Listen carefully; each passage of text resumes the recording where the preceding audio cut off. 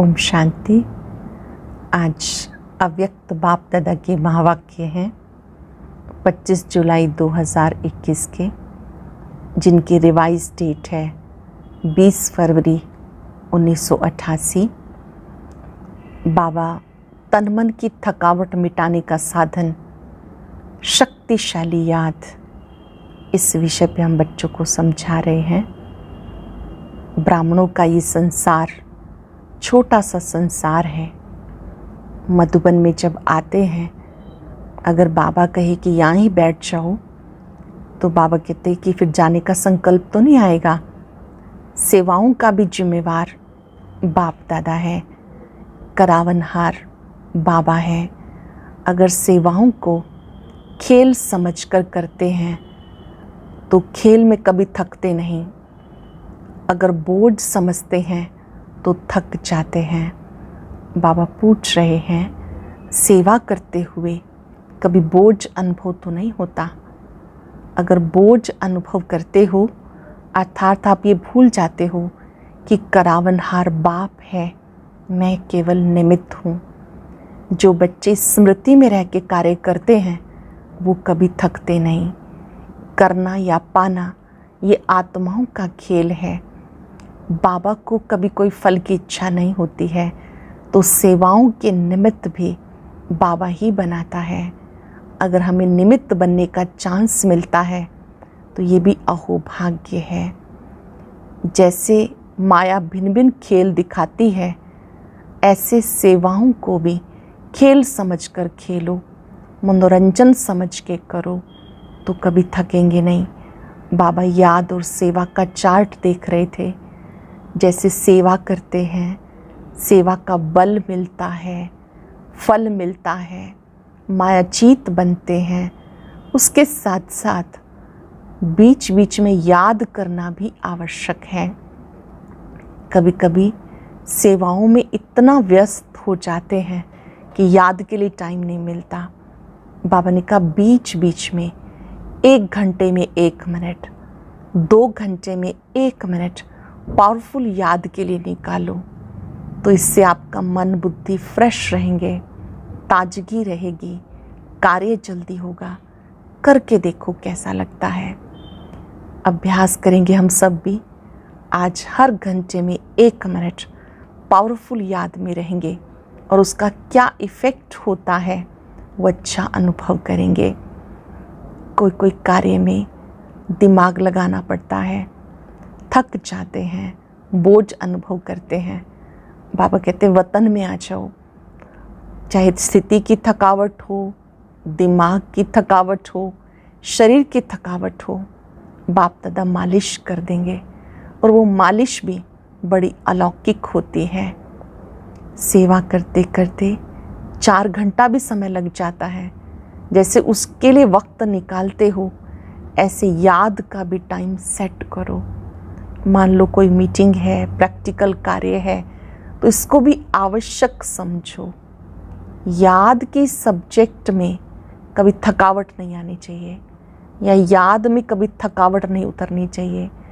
अगर कभी मास में आप 2-4 बार लेट हो जाते हैं, लेट सोते हैं, एक अलग बात है, लेकिन शरीर पर थकावट अगर आती है तो योग पर भी इफ़ेक्ट आता है।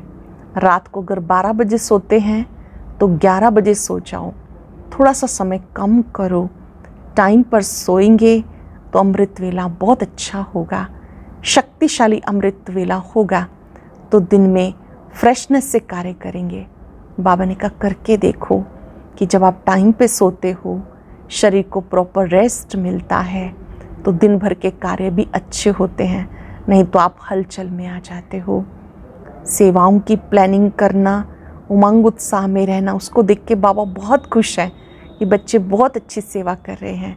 लेकिन उसके साथ साथ याद का भी चार्ट, इसको इम्पॉर्टेंट सब्जेक्ट समझते हुए इस पे अटेंशन देना है। याद शक्तिशाली क्यों नहीं रहती? सबको पता है कि हमारे सभी संबंध एक बाबा से हैं, सर्व प्राप्तियाँ भी बाबा से हैं, नॉलेजफुल भी हैं। फिर भी बाबा ने कहा शक्तिशाली याद क्यों नहीं रहती? याद तो करते हैं पर शक्तिशाली याद नहीं रहती, क्योंकि लिंक नहीं जुटता है। बीच बीच में लिंक जोड़ते रहना है, याद का अभ्यास करते रहना है। बीच बीच में अगर लिंक जुटा होगा तो बाबा ने कहा कार्य बहुत अच्छा होगा। लेकिन बुद्धि को हल्का रखो, अपनी बुद्धि को भारी मत बनाओ। ना तो अलबेले हो जाना है, ना ही बोझ अनुभव करना है। इसको कहते हैं बैलेंस। तन और मन को हमेशा शक्तिशाली फ्रेशनेस का अनुभव कराना है, तो उसके लिए याद पर और सेवा पर, बैलेंस पर अटेंशन देना है। साथ साथ बाबा ने तकदीरवान आत्माओं को याद किया कि वो समर्थ होती हैं अपना जो असली रूप है, काम क्रोध अवगुणों से दूर है, तो अपने समर्थ स्वरूप की स्मृति में रहो। आज चलते फिरते याद और सेवा के बैलेंस पर विशेष अटेंशन देंगे। बीच बीच में शक्तिशाली याद में रहेंगे, शक्तिशाली याद में अनुभव करेंगे बाबा मुझे शक्तियाँ दे रहे हैं, मेरा तन मन दोनों ही स्वस्थ हैं, शक्तिशाली हैं। अब सुनते हैं मुरली विस्तार से। मुरली का सार है, तन मन की थकावट मिटाने का साधन शक्तिशाली याद। आज परदेसी बाप अपने अनादि देशवासी और आदि देशवासी सेवार्थ सभी विदेशी ऐसे बच्चों से मिलने के लिए आए हैं। बाप दादा जानते हैं यही मेरे सिक्की लधे लाडले बच्चे हैं। विदेशी तो हम सब भी हैं, परम धाम से यहाँ आए हैं, लेकिन वो भारत से भी दूर चले गए, इसलिए बाबा उन्हें डबल विदेशी कहते हैं। तो बाबा सभी बच्चों को देखकर कह रहे हैं कि ये मेरे लाडले सिक्की लधे बच्चे हैं, अनादि देश परम धाम के निवासी हैं, साथ साथ सृष्टि के आदि के इसी भारत भूमि में जब सत्युगी स्वदेश था, अपना राज्य था जिसको सभी भारत कहते हैं, तो आदि में इसी भारत देशवासी थे। इसी भारत भूमि में ब्रह्मा बाप के साथ साथ राज्य किया है। अनेक जन्म अपने राज्य में सुख शांति संपन्न अनेक जीवन व्यतीत किए हैं। इसलिए आदि देशवासी होने के कारण भारत भूमि से दिल का स्नेह है। चाहे कितना भी अभी अंत में भारत गरीब व धूल मिट्टी वाला बन गया, फिर भी अपना देश तो अपना ही होता है। तो आप सबकी आत्मा का अपना देश और शरीरधारी देवता जीवन का अपना देश कौन सा था? भारत ही था ना। कितने जन्म भारत भूमि में रहे हो वो याद है। 21 जन्मों का वर्षा सभी ने बाबा से प्राप्त कर लिया है, इसलिए 21 जन्मों की तो गारंटी है ही।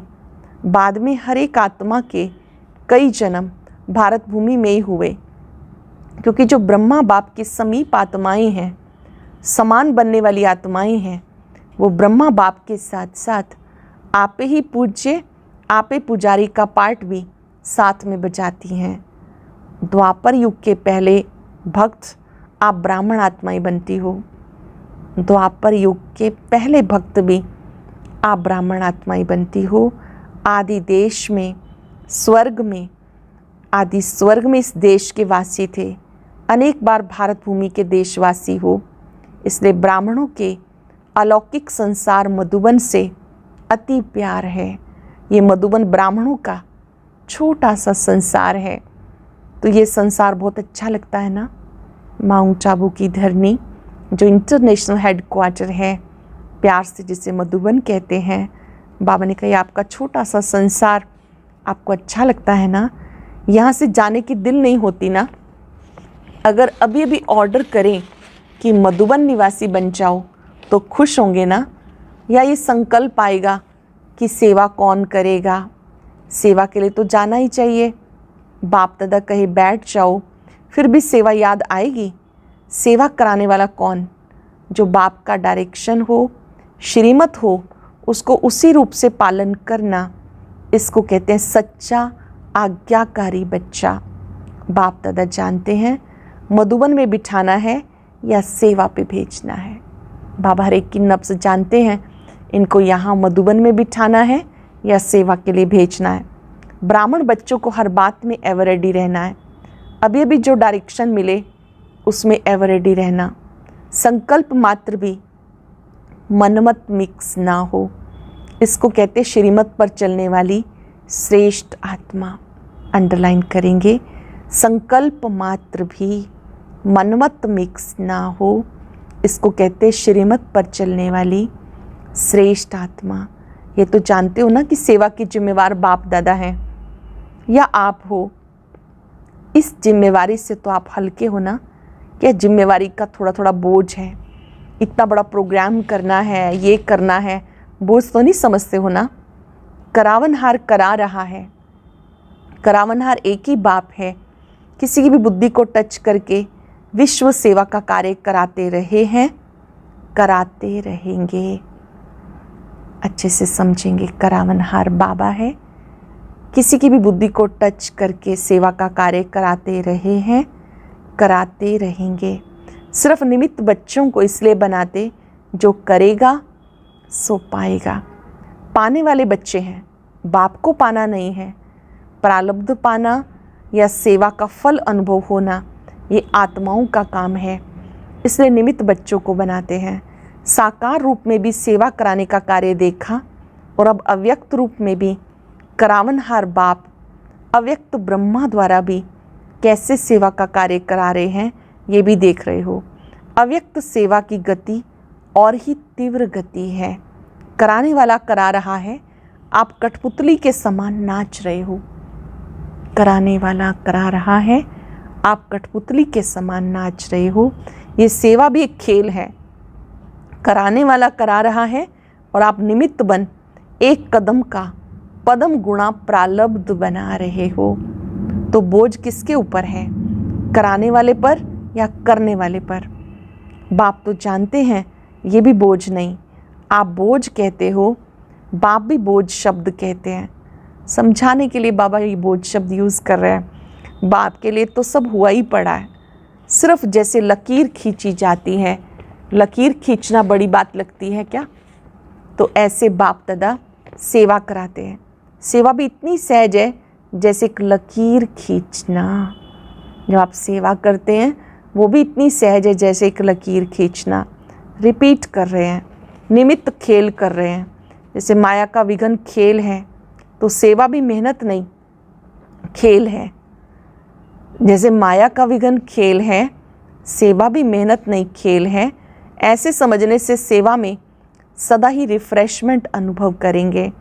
जैसे कोई खेल किस लिए करते हैं, कोई भी खेल किस लिए करते हैं? थकने के लिए नहीं, रिफ्रेश होने के लिए खेल करते हैं। चाहे कितना भी बड़ा कार्य हो, ऐसा अनुभव करेंगे जैसे खेल करने से रिफ्रेश हो जाते हैं। चाहे कितना भी थकाने वाला खेल हो, खेल समझने से थकावट नहीं होती, क्योंकि अपने दिल की रुचि से खेल किया जाता है। चाहे खेल में कितना बड़ा हार्ड वर्क करना पड़े, वो भी मनोरंजन लगता है, क्योंकि अपनी दिल से करते हो।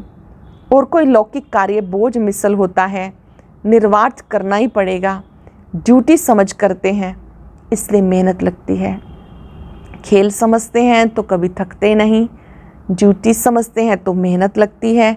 चाहे शारीरिक मेहनत का, चाहे बुद्धि की मेहनत का काम है, ड्यूटी समझ करने से थकावट अनुभव करेंगे, क्योंकि वो दिल की खुशी से नहीं करते। जो अपने मन के उमंग से खुशी से कार्य किया जाता है उसमें कभी भी थकावट नहीं होती, बोझ अनुभव नहीं होता। कहाँ कहाँ बच्चों के ऊपर सेवा के हिसाब से ज़्यादा कार्य भी आ जाता है, इसलिए भी कभी कभी थकावट फील होती है। बाप दादा देखते हैं कई बच्चे अथक बन सेवा करने के उमंग उत्साह में रहते हैं, फिर भी हिम्मत रख आगे बढ़ रहे हैं।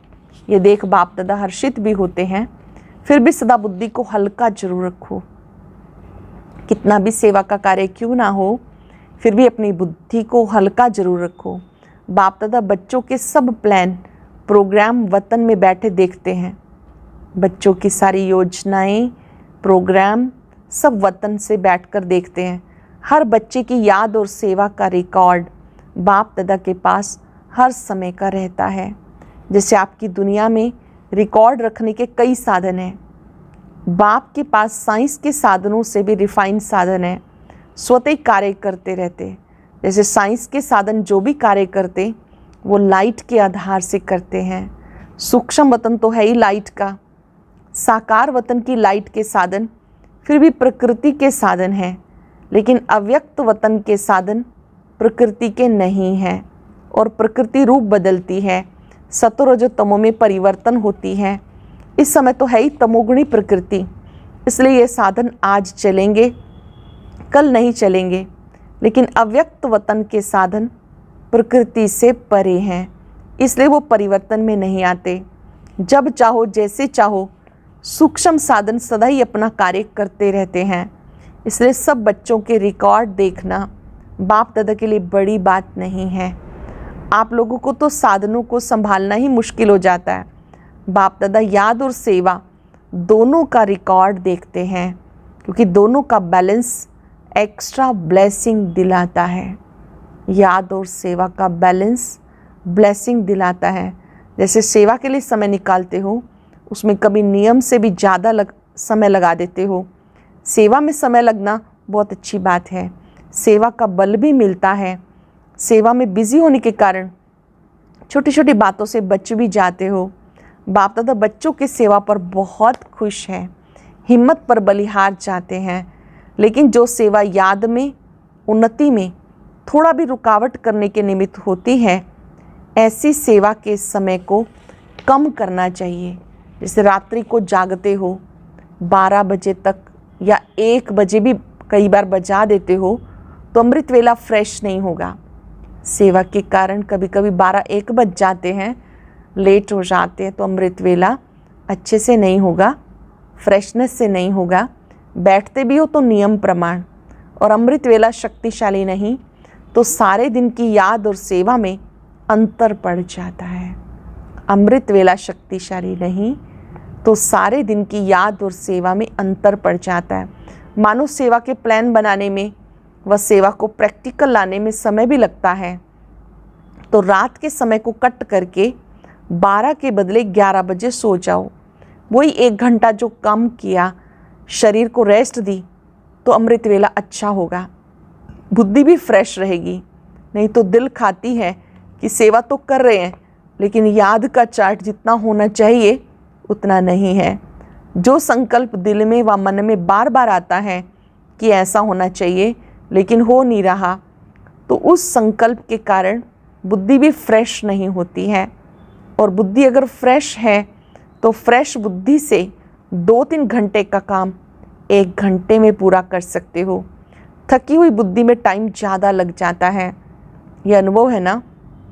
और जितना फ्रेश बुद्धि रहती, शरीर के हिसाब से भी फ्रेश, आत्मिक उन्नति के रूप से भी फ्रेश, डबल फ्रेशनेस ताजगी रहती है, तो 1 घंटे का कार्य आधे घंटे में कर लेंगे।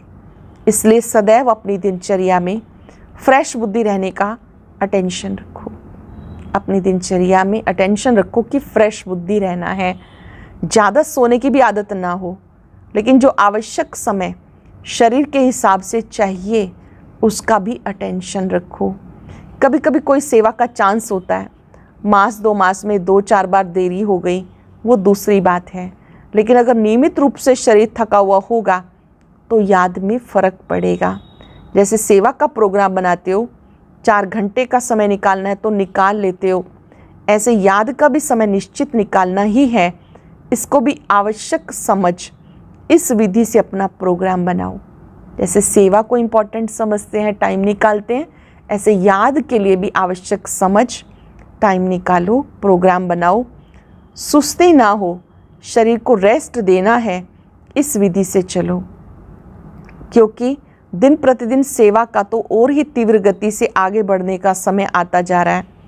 आप समझते हो अच्छा ये 1 वर्ष का कार्य पूरा हो जाएगा, फिर रेस्ट कर लेंगे, ठीक कर लेंगे, याद को फिर ज़्यादा बढ़ा लेंगे। लेकिन सेवा के कार्य तो दिन प्रतिदिन नए से नए, बड़े से बड़े होने हैं। इसलिए सदा बैलेंस रखो। सेवा के कार्य और बड़े होने हैं, इसलिए याद का बैलेंस रखो। अमृत वेले फ्रेश हों, फिर सारे काम दिन में करें, समय प्रमाण करेंगे तो बाबा की ब्लेसिंग भी एक्स्ट्रा मिलेगी। बुद्धि भी फ्रेश होने के कारण बहुत जल्दी और सफलतापूर्वक कार्य कर सकेगी। अमृत वेले फ्रेश हो, फिर वही काम करेंगे सारे दिन में। समय प्रमाण करो तो बाप की ब्लेसिंग भी एक्स्ट्रा मिलेगी। बुद्धि भी फ्रेश होने के कारण बहुत जल्दी और सफलतापूर्वक कार्य कर सकेगी। समझा? बाप दादा देख रहे हैं बच्चों में उमंग बहुत है, इसलिए शरीर का भी नहीं सोचते। उमंग उत्साह से आगे बढ़ रहे हैं। आगे बढ़ाना बाप दादा को अच्छा लगता है, फिर भी बैलेंस अवश्य चाहिए। भले करते रहते हो, चलते रहते हो, कभी कभी जैसे बहुत काम होता है तो बहुत काम में एक तो बुद्धि की थकावट होने के कारण जितना चाहते उतना नहीं कर पाते। दूसरा, बहुत काम होने के कारण थोड़ा सा भी किसी द्वारा थोड़ी हलचल होगी, थकावट के कारण चिड़चिड़ापन हो जाता है। बाबा ने कहा अगर बीच में थोड़ा बहुत भी विघ्न आया तो उसकी वजह से हलचल होती है और चिड़चिड़ेपन में आ जाते हैं। जब बहुत काम होता है, थोड़ा सा भी किसी के द्वारा थोड़ी हलचल होगी, थकावट के कारण चिड़चिड़ापन हो जाता, उससे खुशी गुम हो जाती है। वैसे अंदर ठीक रहते हो, सेवा का बल भी मिल रहा है, खुशी भी मिल रही है, फिर भी शरीर तो पुराना है ना, इसलिए टू मच में नहीं जाओ, बैलेंस रखो।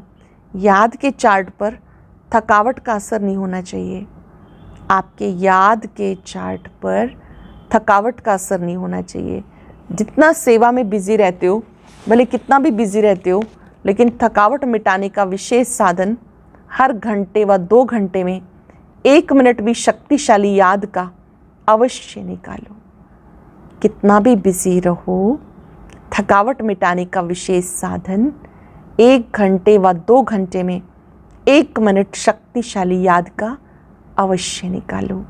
जैसे कोई शरीर में कमज़ोर होता है तो शरीर को शक्ति देने के लिए डॉक्टर्स 2-2 घंटे के बाद ताकत की दवाई पीने के लिए देते हैं। टाइम निकाल दवाई पीनी होती है, तो बीच बीच में 1 मिनट भी अगर शक्तिशाली याद का निकालो तो उसमें A, B, C सब विटामिन्स आ जाएंगे। सुनाया था ना, शक्तिशाली याद क्यों नहीं रहती?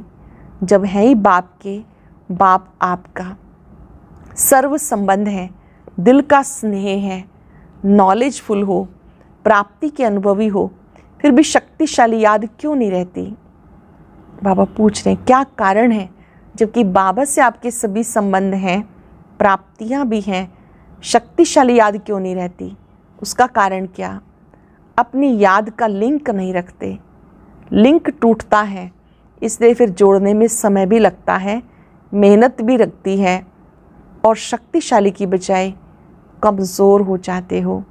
विस्मृति तो हो नहीं सकती, याद रहती है, लेकिन सदा शक्तिशाली याद स्वतः रहे, उसके लिए लिंक टूटना नहीं चाहिए। बीच बीच में लिंक जोड़ते रहना है, लिंक टूटना नहीं चाहिए। हर समय बुद्धि में याद का लिंक जुटा रहे, उसकी विधि ये है, ये भी आवश्यक समझो। जैसे वो काम समझते हो कि आवश्यक है, ये प्लान पूरा करके ही उठना है, इसलिए समय भी देते हो, एनर्जी भी लगाते हो, वैसे ये भी आवश्यक है, इसको पीछे नहीं करो कि ये काम पहले पूरा करके फिर याद कर लेंगे, नहीं, इसका समय अपने प्रोग्राम में पहले ऐड करो। जैसे सेवा के प्लान के लिए 2 घंटे का टाइम फिक्स करते हो, चाहे मीटिंग करते हो, चाहे प्रैक्टिकल करते हो, तो 2 घंटे के साथ साथ ये भी बीच बीच में करना ही है, ये ऐड करो। जो 1 घंटे में प्लान बनाएंगे वो आधे घंटे में हो जाएगा। करके देखना, कितना सुंदर तरीका बाबा बता रहे हैं। इस टेक्निक को यूज़ करेंगे, बीच बीच में याद का टाइम फिक्स करेंगे, 1 घंटे के बाद 1 मिनट पावरफुल याद में टिकेंगे तो प्लानिंग का कार्य भी जल्दी हो जाएगा। 1 घंटे का कार्य आधे घंटे में हो जाएगा। करके देखो, आप ही फ्रेशनेस से 2 बजे आँख खुलती है वो दूसरी बात है, लेकिन कार्य के कारण जागना पड़ता है तो उसका इफ़ेक्ट शरीर पर आता है। इसलिए बैलेंस के ऊपर सदा अटेंशन रखो। बाप दादा बच्चों को इतना बिजी देख यही सोचते हैं इनके माथे की मालिश होनी चाहिए। इतना बिजी देखकर बाबा सोचते हैं इनकी माथे की मालिश होनी चाहिए, लेकिन समय निकालेंगे तो वतन में बाप दादा मालिश भी कर देंगे, वो भी अलौकिक होगी। ऐसे लौकिक मालिश थोड़ा ही होगी, एकदम फ्रेश हो जाएंगे। 1 सेकंड भी शक्तिशाली याद तन और मन दोनों को ही फ्रेश कर देती है। 1 सेकंड की शक्तिशाली याद तन और मन दोनों को फ्रेश कर देती है। बाप के वतन में आ जाओ, जो संकल्प करेंगे पूरा हो जाएगा। चाहे शरीर की थकावट हो, चाहे दिमाग की, चाहे स्थिति की, बाप तो आए ही हैं थकावट उतारने। चाहे दिमाग की थकावट हो, चाहे शरीर की थकावट हो, चाहे स्थिति की थकावट हो, बाबा तो आए हैं थकावट उतारने। आज डबल विदेशियों से पर्सनल रूहान कर रहे हैं। बहुत अच्छी सेवा की, करते ही रहना। सेवा बढ़ना ये ड्रामानुसार बना ही हुआ है। कितना भी आप सोचो, अभी तो बहुत हो गया, लेकिन ड्रामा की भावी बनी हुई है। इसलिए सेवा के प्लान्स निकालने ही हैं और आप सबको निमित्त बन करना ही है। ये भावी कोई बदल नहीं सकता। बाप चाहे 1 वर्ष सेवा से रेस्ट देवे, नहीं बदल सकता। सेवा से फ्री होकर बैठ सकेंगे। जैसे याद ब्राह्मण जीवन की खुराक है, ऐसे सेवा भी ब्राह्मण जीवन की खुराक है। बिना खुराक के कभी कोई रह सकता है क्या? लेकिन बैलेंस जरूरी है। इतना भी ज़्यादा नहीं करो जो बुद्धि पे बोझ हो, और इतना भी नहीं करो जो अलबेले हो जाओ। ना बोझ हो, ना अलबेलापन हो। इसको कहते हैं बैलेंस। बैलेंस की अति सुंदर परिभाषा कि सेवाएं करो, उसकी भी अति में इतने नहीं चले जाओ कि वो हमें बोझ लगने लगे। ना तो बोझ लगना चाहिए, ना ही अलबेला होना चाहिए। इसको कहते हैं बैलेंस। अच्छा, सदा याद और सेवा के बैलेंस द्वारा बाप की ब्लेसिंग के अधिकारी, सदा बाप समान डबल लाइट रहने वाले, सदा निरंतर शक्तिशाली याद का लिंक जोड़ने वाले, सदा शरीर और आत्मा को रिफ्रेश रखने वाले, हर कर्म विधि पूर्वक करने वाले, सदा श्रेष्ठ सिद्धि प्राप्त करने वाले, ऐसे श्रेष्ठ समीप बच्चों को बाप दादा का याद प्यार और नमस्ते। रूहानी बच्चों की रूहानी बाप दादा को नमस्ते, गुड मॉर्निंग, शुक्रिया बाबा, शुक्रिया।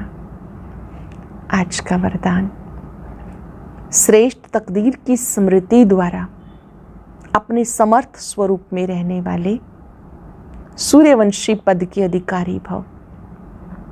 श्रेष्ठ तकदीर की स्मृति द्वारा अपने समर्थ स्वरूप में रहने वाले सूर्यवंशी पद के अधिकारी भव। जो अपनी श्रेष्ठ तकदीर को सदा स्मृति में रखते हैं, वह समर्थ स्वरूप में रहते हैं। उन्हें सदा अपनी अनादि असली स्वरूप स्मृति में रहता है। कभी नकली फेस धारण नहीं करते। कई बार माया नकली गुण और कर्तव्य का स्वरूप बना देती है। किसी को क्रोधी, किसी को लोभी, किसी को दुखी, किसी को अशांत बना देती है। लेकिन असली स्वरूप इन सब बातों से परे है। जो बच्चे असली स्वरूप में स्थित रहते हैं, वह सूर्यवंशी पद के अधिकारी बन जाते हैं। जो अपने असली स्वरूप में स्थित रहते हैं, वो सूर्यवंशी पद के अधिकारी बन जाते हैं। स्लोगन है, सब पर रहम करने वाले बनो तो अहम और वहम समाप्त हो जाएगा।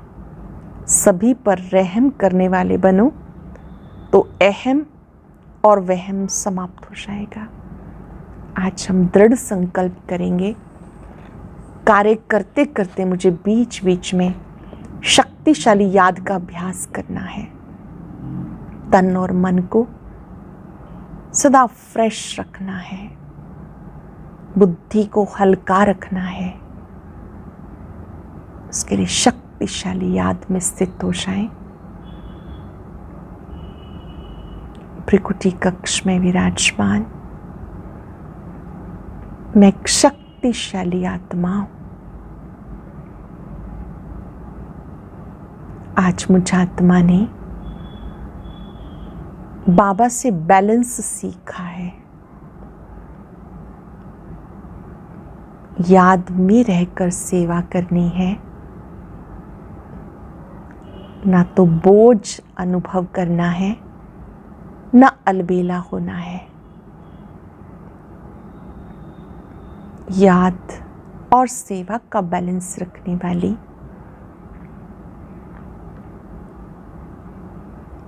मैं एक पावरफुल सोल हूँ। कार्य खेल है,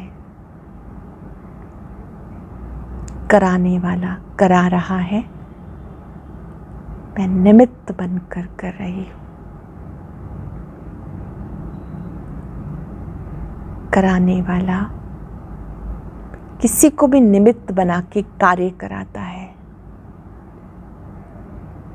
मुझे चांस मिला है, मेरा भाग्य है। बाबा के स्वरूप पर एकाग्र हो जाएं। बाबा शक्तियां देकर मुझ आत्मा को थकावट से मुक्त कर रहे हैं।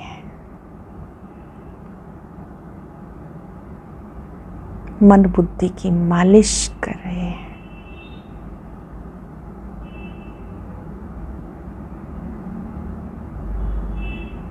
शुक्रिया बाबा, शुक्रिया। ओम शांति।